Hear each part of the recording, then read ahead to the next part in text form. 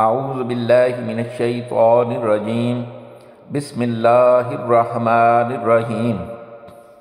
حدیث نبوی صلی اللہ علیہ وآلہ وسلم۔ پہلی حدیث، رسول اللہ صلی اللہ علیہ وآلہ وسلم نے ایک شخص کو اپنا ایک خط دے کر بھیجا اور اسے یہ حکم دیا کہ اسے حاکم بحرین کے پاس لے جائے۔ بحرین کے حاکم نے وہ خط کسریٰ شاہ ایران کے پاس بھیج دیا۔ جس وقت اس نے وہ خط پڑھا تو چاک کر ڈالا۔ راوی کہتے ہیں اور میرا خیال ہے کہ ابن مسیب نے اس کے بعد مجھ سے کہا کہ اس واقعے کو سن کر رسول اللہ صلی اللہ علیہ وآلہ وسلم نے اہل ایران کے لیے بد دعا کی کہ وہ بھی چاک شدہ خط کی طرح ٹکڑے ٹکڑے ہو جائیں۔ یہ حدیث صحیح بخاری سے لی گئی ہے اور اس کا نمبر ہے 64۔ دوسری حدیث،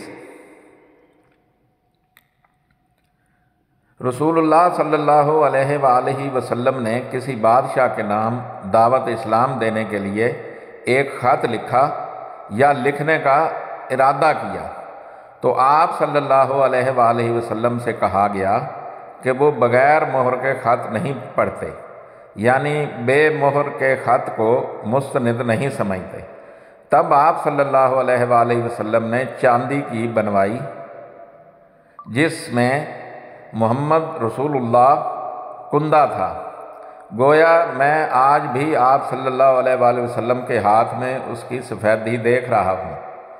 شعبہ راوی حدیث کہتے ہیں کہ میں نے قتادہ سے پوچھا کہ یہ کس نے کہا کہ اس پر محمد رسول اللہ کندہ تھا؟ انہوں نے جواب دیا انس رضی اللہ عنہ نے۔ یہ حدیث بھی صحیح بخاری سے لی گئی ہے اور اس کا نمبر ہے 65۔ تیسری حدیث، ایک مرتبہ رسول اللہ صلی اللہ علیہ وآلہ وسلم مسجد میں تشریف فرما تھے اور لوگ آپ صلی اللہ علیہ وآلہ وسلم کے ارد گرد بیٹھے ہوئے تھے کہ 3 آدمی وہاں آئے۔ ان میں سے 2 رسول اللہ صلی اللہ علیہ وآلہ وسلم کے سامنے پہنچ گئے اور ایک واپس چلا گیا۔ راوی کہتے ہیں کہ پھر وہ دونوں رسول اللہ صلی اللہ علیہ وآلہ وسلم کے سامنے کھڑے ہو گئے۔ اس کے بعد ان میں سے ایک نے جب مجلس میں ایک جگہ کچھ گنجائش دیکھی تو وہاں بیٹھ گیا اور دوسرا اہل مجلس کے پیچھے بیٹھ گیا اور تیسرا جو تھا وہ لوٹ گیا۔ تو جب رسول اللہ صلی اللہ علیہ وآلہ وسلم اپنی گفتگو سے فارغ ہوئے تو صحابہ رضی اللہ عنہم سے فرمایا کہ کیا میں تمہیں 3 آدمیوں کے بارے میں نہ بتاؤں؟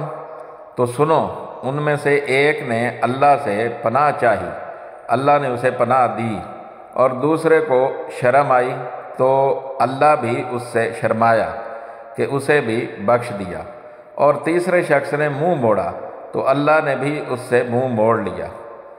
یہ حدیث بھی صحیح بخاری سے لی گئی ہے اور اس کا نمبر ہے 66۔